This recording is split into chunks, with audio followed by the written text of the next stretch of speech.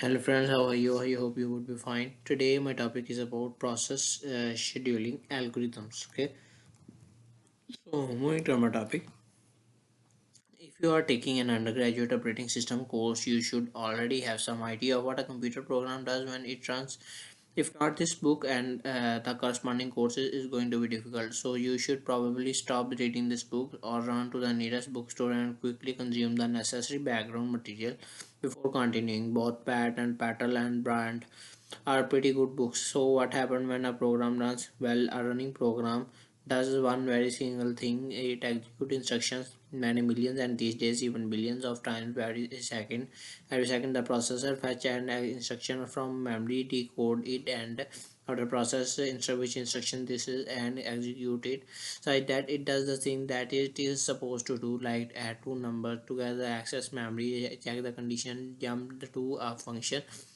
After it is done with this instruction, the processor moves on to the next, and so on and so on until the program finally completes. Thus, we have just described the basis of the von Neumann model of computing.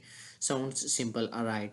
But in this class, we will be learning that while a program runs, a lot of the other wild things are going on. The primary goal of the making the system easy to use. This is a body of software, in fact, that it is responsible for making easy to run programs, even allowing to seemingly run many at the same time, allowing programs to share memory, enabling programs to interact with the devices and other fun stuff like that. That the body of the software. Of course, modern processors do many bizarre and frightening things underneath the hood to make the programs can run faster, executing multiple instructions at once, and even issuing and completing them out of order. But this is not our concern here. We are just concerned with the simple model. Most programs assume that instructions seemingly execute one at a time in an orderly and sequential fashion. It was one of the early pioneers of the computing systems. He also did pioneering work on the game theory and atomic bombs and played in the MBA for 6 years. Okay, one of those things are not is not true. Introduction to operating systems, the crux of the problem: how to visualize resources. One central question and we will answer in this book. It is quite simple. How does the operating system visualize resources? This is the crux of our problem.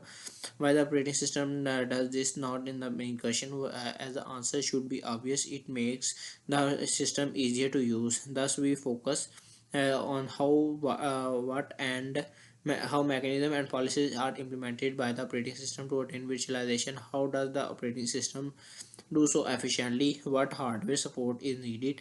We'll use the crux of the problem in the box shaded box, such as the one as a way to call out the specific problems we are trying to solve in building an operating system.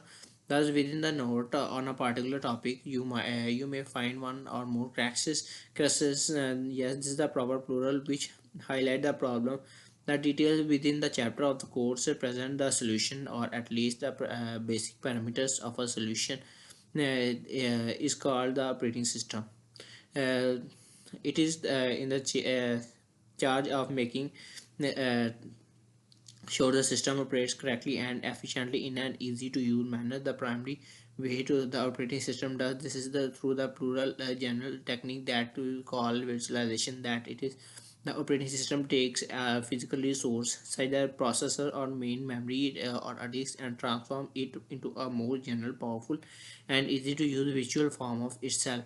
Thus, we sometimes refer to the operating systems as a virtual machine, of course, in order to allow users to tell the operating system what to do, and thus makes use of features of virtual machine.